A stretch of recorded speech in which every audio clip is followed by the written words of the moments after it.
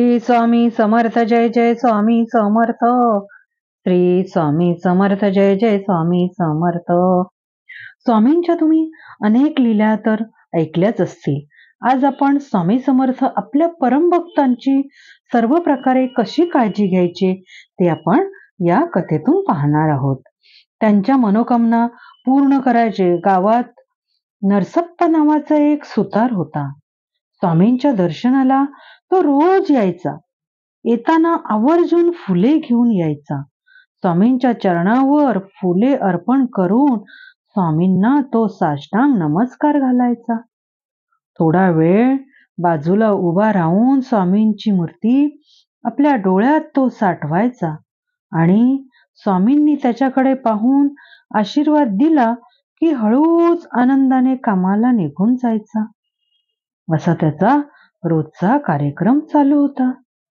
स्वामींना कधी लहर आली की स्वामी नरसप्पा सुताराच्या घरी राहायला जायचे. तो दिवस नरसप्पा सुताराचा दिवाळीचा व्हायचा. त्या दिवशी नरसप्पा आपल्या घरात नैवेद्य करायचा.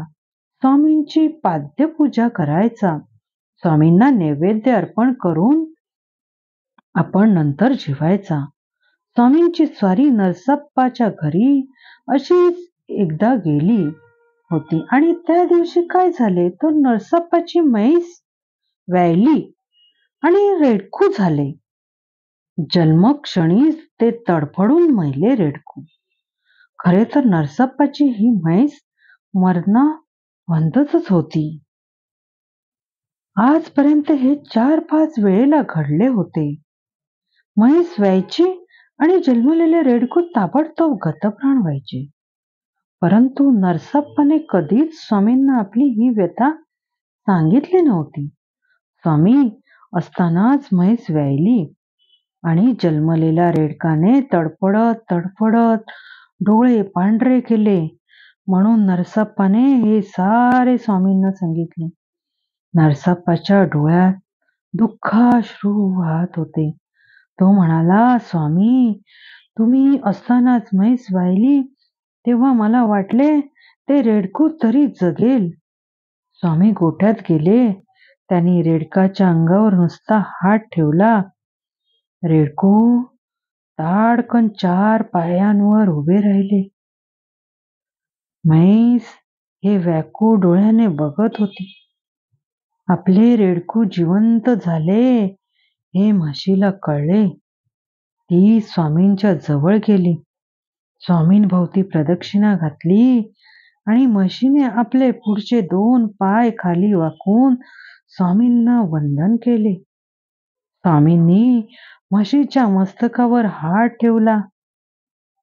त्या क्षणी म्हैस मनुष्यवाणीत बोलू लागली. स्वामी, माझी तपश्चर्या फळाला आली. मला मुक्ती हवी. मनुष्य जन्म मिळाला तर मला तुमची सेवा करता येईल. स्वामी म्हणाले, 5 वर्षांनी तो क्षण येईल.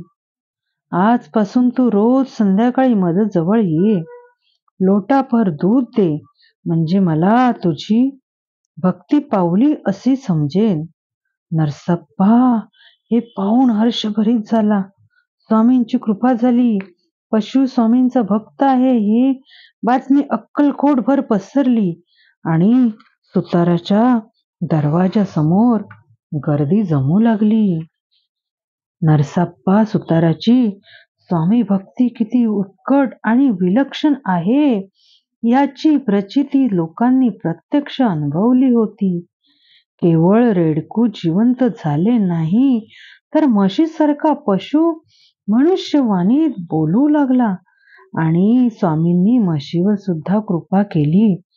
ही बातमी वाऱ्यासारखी पसरली.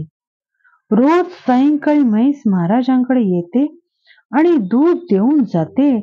ही केवळ सर्वतोमुखी चर्चा राहिली नव्हती तर हे आश्चर्य भक्त मंडळी रोजच अनुभवत होती. नरसप्पा सुतार एकदा आपल्या शेताकडे निघाला होता. वाटेत एका झाडाखाली स्वामी आसनमंडी घालून बसले होते. त्यांनी पाहिले. ते स्वामीपाशी आले. त्यांच्या चरणांना स्पर्श करून म्हणाला, स्वामी, माझ्या शेतावर येता का? उत्तम दुर्डा खाऊ घालतो. तेव्हा स्वामी म्हणाले, नरसप्पा, कुणाचे शेत म्हणालास आणि तू हुरडा कधी निर्माण केलास रे? नरसप्पा आपल्या बोलण्यातली चूक तात्काळ लक्षात आली. त्याने स्वामींचे चरण घट्ट धरले, म्हणाला, स्वामी, बोलण्यातच चूक झाली, क्षमा करा. शेत माझे नाही आणि हुरडा सुद्धा मी निर्माण केला नाही.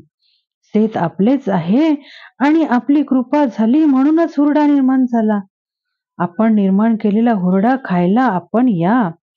स्वामी आपल्या सर्व सेवेकऱ्यांसह हुरडा खायला गेले. नरसप्पाला खूप आनंद झाला, कारण स्वामींचे चरण शेताला लागले होते.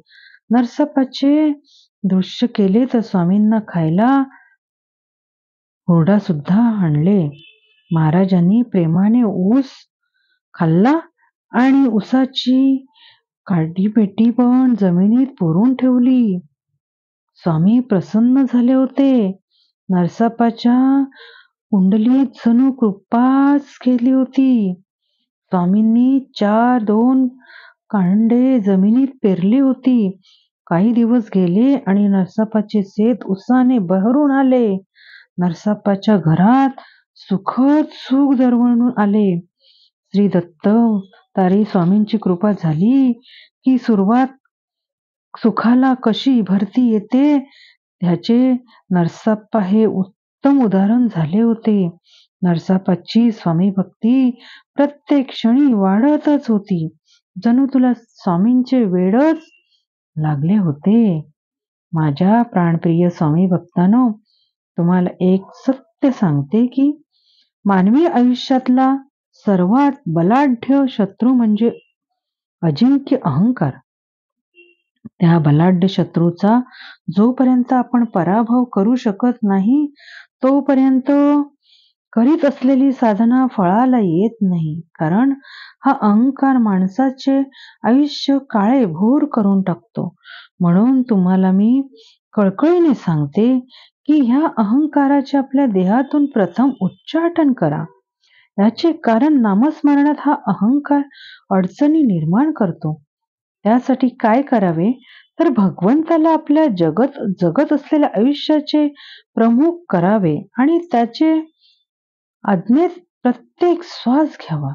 कारण श्वास सुद्धा तसेच तोच पुरवत असतो, हे समजणे अत्यंत आवश्यक आहे. अंतःकरण शुद्ध झाल्याशिवाय हा अनुभव येत नाही.